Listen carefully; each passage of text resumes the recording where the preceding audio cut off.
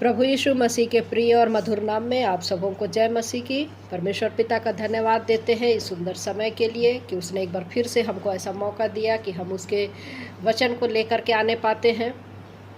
तो आज हम सीखेंगे प्रभु यीशु मसीह का पुनरुत्थान, और जो कि हमको मिलता है लूका रचित सुसमाचार उसका 24 अध्याय में, और मत्ती 28 में भी मिलता है, मरकुस 16 में मिलता है, यूहन्ना 20 में मिलता है। तो हम लोग आज लूका रचित सुसमाचार उसका 24 अध्याय का से हम लोग देखने का प्रयास करेंगे। प्रियो, ऐसी कौन सी बात है पूरे विश्व में, आखिर वो कौन सी बात है जो बाकी सब से प्रभु यीशु मसीह को अलग करती है? ये एक ऐसी घटना है, ये पूरी प्रभु यीशु मसीह का दोबारा जी उठना एक ये ऐतिहासिक घटना है और सच्चाई है। इसमें पूरे विश्व भर में प्रभु यीशु मसीह ने जो अपने व्यक्तित्व का प्रभाव डाला वो सबसे अलग था, और जितनी भी भविष्यवाणियाँ प्रभु यीशु मसीह के बारे में हुई थी वो सब के सब प्रभु यीशु मसीह में पूरी हुई। तो ये बातें प्रभु यीशु मसीह को बाकी लोगों से अलग करती है। और तीसरी जो बात है वो अलग करती है वो है कि वो मर गए, लेकिन वो अकेले ऐसे व्यक्ति है जो मर करके जी उठे। अकेले ऐसे व्यक्ति है जो मर करके जी उठे। तो मेरे प्रियो, ये 3 बातें हैं जो कि प्रभु यीशु मसीह को दूसरों से अलग करती है। तो यहाँ पर हम देखते हैं कि पुनरुत्थान के बारे में, यीशु का पुनरुत्थान के बारे में हम लोग देखते हैं यहाँ पर। परंतु सप्ताह के पहले दिन बड़े भोर को वे अर्थात बहुत सारी महिलाएं जो है सुगंधित वस्तुओं को लेकर के वे लोग कब्र पर आई। और वे लोग कितने टाइम आई? बड़ी भोर को अर्थात सुबह का जो 3 बजे से लेकर के 6 बजे का जो समय है, इसके बीच में वो लोग आ रही हैं सुगंधित द्रव्य को लेकर के, इत्र को लेकर के, इसलिए कि वे लोग प्रभु यीशु मसीह के लोथ में या शव में जो कि है लेप लगाए। मेरे प्रियो, उस समय की जो ये धारणा थी कि शबत के दिन में ऐसे कोई कार्य नहीं होते थे। और दूसरी चीज़ है कि 3 दिन तक जब कोई मृत्यु हो जाता था तो 3 दिन तक उसके पास में जाते थे यहूदी परंपरा के अनुसार में, और 3 दिन के बाद में वैसे भी चौथे दिन में लाश का सड़ना प्रारंभ हो जाता, तो वैसे भी कोई नहीं जाता था। और यहाँ पर हम देखते हैं कि भोर को जो है महिलाएं आ रही है सुगंधित द्रव्य लेकर के, और उनको कितना उत्साह है प्रभु यीशु मसीह से, क्योंकि चूँकि वे लोग प्रभु यीशु मसीह के क्रूस के समय में वे लोग साथ थी, इसलिए इस समय भी वे लोग बहुत उत्साहित है। और क्योंकि वे लोग प्रभु यीशु मसीह से प्रेम करते थे। और इस समय में वे लोग किस प्रकार से पूरी रात को उन लोग हो सकता बात किए होंगे, वो घटना जो कि प्रभु यीशु मसीह का पकड़वाया जाना, फसह का पर्व, यहूदा के इस्करियोती के द्वारा धोखा देना, ये सारी चीज़ें, उनको मारा जाना, जो एक घटना जो घटी थी 1 सप्ताह के दौरान, ये सारी चीज़ें जो है उनको बहुत प्रभावित की होगी। वे लोग रात भर सो नहीं पाए होंगे, जरा सी आहट में वे लोग उठ गए होंगे। और हम देखते हैं कि एकदम तड़के वे लोग रात में पता नहीं कैसे मुलाकात किए होंगे एक दूसरे के साथ में, और बड़ी भोर को वे लोग क्या कर रहे हैं? कब्र में आ रहे हैं प्रभु यीशु मसीह के बॉडी में, डेड बॉडी में सुगंधित द्रव्य को लगाने। और उन्होंने पत्थर को कब्र पर से लुढ़का हुआ पाया। अब वे लोग रास्ते में ये सोच रहे होंगे कि हम लोग कैसे पत्थर को लुढ़काएंगे, कौन हटाएगा? सिपाही है तो उससे कैसे बात करेंगे, कौन बात करेगा? किस लिए? सिर्फ और सिर्फ प्रेम के कारण। किंतु उनको ये आशा नहीं थी, उनको ये उम्मीद नहीं थी कि प्रभु यीशु मसीह जो है जी उठेंगे। वे लोग तो लाश में, वे लोग तो बॉडी में जो है लेप लगाने के लिए आ रहे हैं, किंतु उनको आशा नहीं थी कि प्रभु यीशु मसीह जो है जीवित हो गए हैं। तो ये उनका प्रेम था जो कि वे लोग प्रभु के कब्र तक खींची चली आई।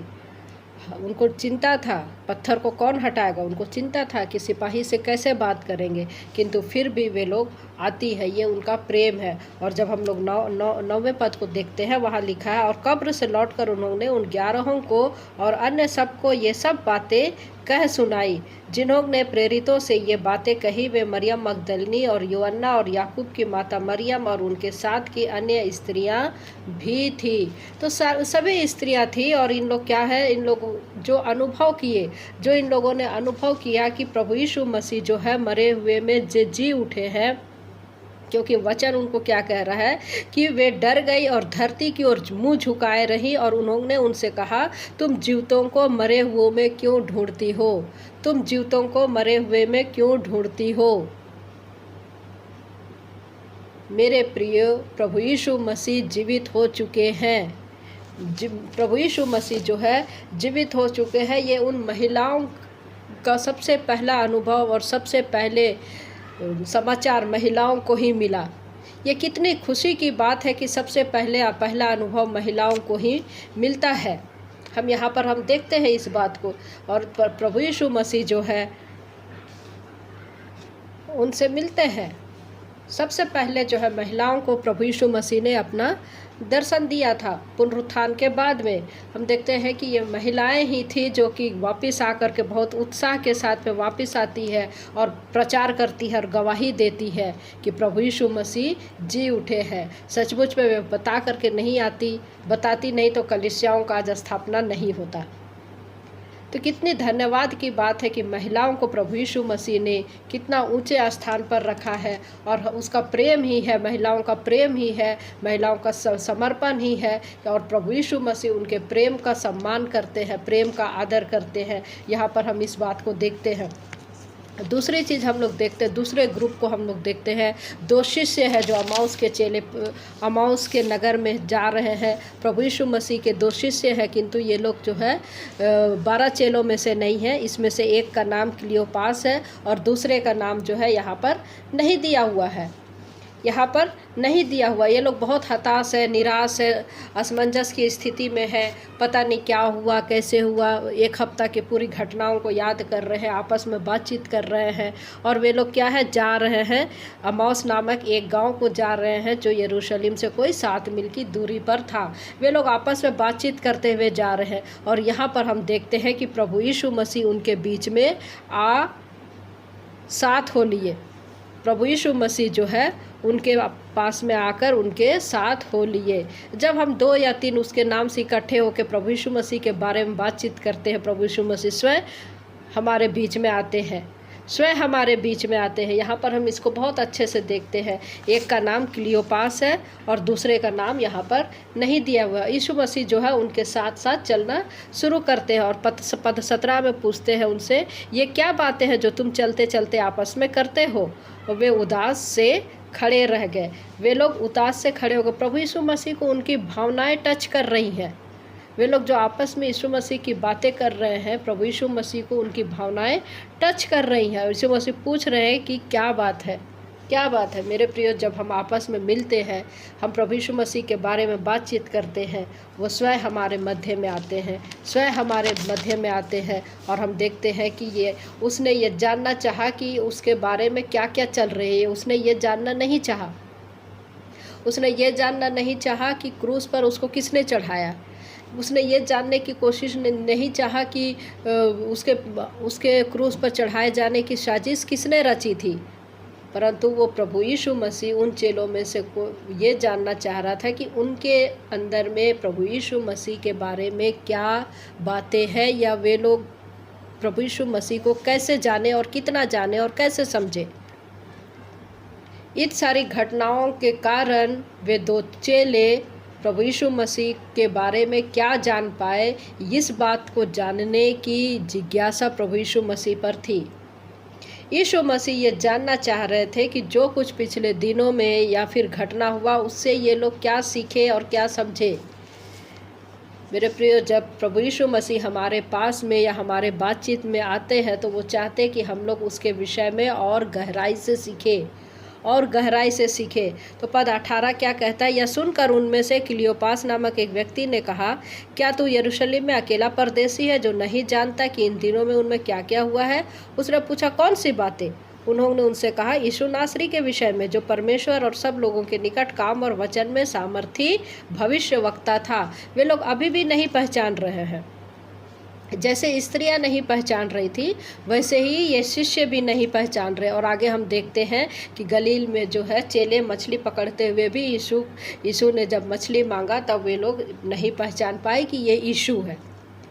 हो सकता है कि यशायाह 53 की बातों को वे लोग स्पष्ट समझने की कोशिश कर रहे थे, या उनके दिमाग में ये रहा होगा कि जिसका रूप भी वैसा नहीं दिख रहा था, रोगों से उसकी जान पहचान थी, मनुष्य का सा नहीं दिख पा रहा था, तो उन लोगों ने वैसा उन लोग सोचा होगा, उस प्रकार की कल्पना। लेकिन यहाँ पर हम लोग 16 पद में क्या देखते हैं कि परंतु उनकी आंखें ऐसी बंद कर दी गई थी कि उसे पहचान ना सके, उनकी आंखें ऐसी बंद कर दी गई थी। क्यों बंद कर दी गई थी? क्योंकि प्रभु यीशु मसीह का कार्य यहाँ पर होना था। प्रभु यीशु मसीह का कार्य जो है यहाँ पर होना था। प्रभु यीशु मसीह चाह रहे थे कि वे लोग सांसारिक रीति से सिर्फ शारीरिक रूप से उसको ना पहचाने, किंतु प्रभु यीशु मसीह ये चाह रहे थे कि आंतरिक रूप से या फिर आत्मिक रूप से वे लोग समझे कि यीशु मसीह आखिर कौन है। प्रभु यीशु मसीह ये चाह रहे थे कि वे लोग जाने कि प्रभु यीशु मसीह कौन है, आत्मिक रूप से, ना कि सिर्फ शारीरिक रूप से। तो यीशु को मालूम था कि थोड़े समय के बाद में वो स्वर्ग में चले जाएंगे। तो चूँकि प्रभु यीशु मसीह इस समय में देखते हुए में नहीं रहेंगे, तो उनको विश्वास के द्वारा आगे बढ़ना है, उनको विश्वास के द्वारा आगे बढ़ना। और वो चीज़ प्रभु यीशु मसीह जो है इनको सिखाना चाह रहे थे। इसलिए लूका क्या कहता है कि अब देख कर नहीं, परंतु अब विश्वास से तुम्हें चलना होगा, विश्वास से तुम्हें चलना होगा। इसलिए यीशु ने एकदम से अपने आप को प्रकट नहीं किया, इसलिए प्रभु यीशु मसीह ने अपने आप को वहाँ पर प्रकट नहीं किया। प्रियो, देख कर जीना और चलना बहुत आसान होता है, परंतु आज वो हमको निमंत्रण देता है कि आगे से जो है विश्वास के द्वारा, देख कर नहीं किंतु विश्वास के द्वारा हम आगे बढ़े। तो ये दोनों जो है शिष्य जो है वचन को अच्छी तरह से जानते थे, परंतु उनका विश्वास डगमगा रहा था। 19 अध्याय में 19 पद में देखते हैं उन लोग क्या कर रहे हैं कि कौन सी बातें उन्होंने उससे पूछा यीशु नासरी के विषय में, जो परमेश्वर और सब लोगों के निकट काम और वचन में सामर्थी था। वे लोग क्या कर रहे हैं? प्रभु यीशु मसीह के बारे में क्या देख रहे हैं कि प्रभु यीशु मसीह जो है सामर्थी था। उसके बाद आगे क्या करते हैं कि हमें तो आशा थी कि ये हमको इज़राइल को छुटकारा देगा, और उसके बाद में ये जो 3 स्त्रियां हैं ये हमको और भी अधिक भ्रम में डाल दिए हैं। अब हमको आश्चर्य हो रहा है कि उन्होंने देखा था, ये बात को उन्होंने आज ही कहा है, और ये आज ही की घटना है, एक ही दिन की घटना है। और हमको तो ऐसा लग रहा था हम क्या करें, वो तो भविष्यवक्ता था, वो तो सामर्थी था, और हम असमंजस में है। मेरे प्रिय, प्रभु यीशु मसीह यहाँ पर उनको शिक्षा दे रहे हैं कि प्रभु यीशु मसीह के साथ में हमारा और आपका संबंध गहरा हो। प्रभु यीशु मसीह सिर्फ इतना नहीं चाह रहे कि वो सिर्फ था, सामर्थी था, किंतु अब जो है वो स्वर्ग जी उठे परमेश्वर का पुत्र, यहूदा का सिंह बन गया है वो। और वो चाहता है कि हम सिर्फ अतीत की बातों को नहीं जाने, किंतु हम भविष्य की बातों की ओर ध्यान दें। वो जयवंत हो गया है, वो हमको इसलिए चाह रहा है कि हम और आप सीखें, और ये इन चेलों के साथ साथ हम और आप सीखें, विश्वास करते हुए कि भविष्य की बातों को हम सीख सकें, भविष्य की बातों को हम समझ सके। इन चेलों की जो प्रॉब्लम थी, ये बहुत धीमे थे, बहुत ही धीमे थे, इनकी आत्मिक बढ़ोतरी थोड़ी सी कम थी, आत्मिक बढ़ोतरी कम थी। या हो सकता है कि उन लोगों ने उस बात को याद नहीं रखा कि उसने बताया था प्रभु यीशु मसीह ने कि मेरा जी उठना अवश्य है, और ये बातें उनको याद नहीं रही मेरे प्रिय। और प्रभु यीशु मसीह ने यहाँ पर हम देखते हैं कि अपने बारे में उनको सिखाया, और पूरी यीशु मसीह ने 64 टाइम्स अपने शब्दों को पुराने नियम के आयतों में से लिया है, और पुराने नियम के 27 पुस्तकों में इसका वर्णन हमको मिलता है, पूरे 27 पुस्तकों में इसका वर्णन मिलता है। प्रभु यीशु मसीह यहाँ पर उनको बता रहे हैं, क्या बता रहे हैं? तब उसने मूसा से और सब भविष्यवक्ताओं से आरंभ करके सारे पवित्र शास्त्र में से अपने विषय में लिखी बातों का अर्थ उन्हें समझा दिया। अपने विषय में लिखी बातों का अर्थ उसने समझा दिया। कहाँ से? मूसा से लेकर के सब भविष्यवक्ताओं की बातें जो यीशु मसीह के बारे में है उसने बता दिया। प्रियो, उसने ज़रूर बताया होगा उत्पत्ति की पुस्तक से, जो कि 3 अध्याय 15 पद में मिलता है, मैं तेरे और इस स्त्री के बीच में और तेरे और इस स्त्री के वंश के बीच में बैर उत्पन्न करूँगा। उसने ये बताया होगा। उसने मूसा की व्यवस्था के बारे में बताया होगा प्रभु यीशु मसीह ने, कि तेरा परमेश्वर यहोवा तेरे मध्य से और अर्थात तेरे भाइयों में से ये मेरे समान एक नबी को उत्पन्न करेगा और तू उसकी सुनना।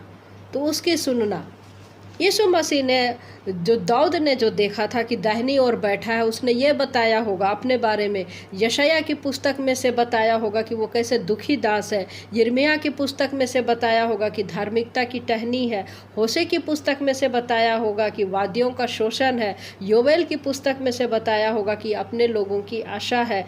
आमोस की पुस्तक से उसने बताया होगा कि वो कटनी करने वाले से सब अपने हाथ में ले लेता है। ओबाध्याय की पुस्तक से उसने बताया होगा कि सिय्योन पर छुटकारा देने वाला है। योना की पुस्तक से बताया होगा कि वो योना के चिन्ह की पूर्णता है। और मीका की पुस्तक से बताया होगा कि परमेश्वर की वापसी है। नहूम की पुस्तक से बताया होगा कि पहाड़ पर शांति की घोषणा करता है। और हम देखते हैं कि हबक्कुक की पुस्तक से उसने बताया होगा कि वो अभिषिक्त जो धर्म को लेकर के आता है। सपन्या की पुस्तक से बताया होगा कि वो शुद्ध वचन है।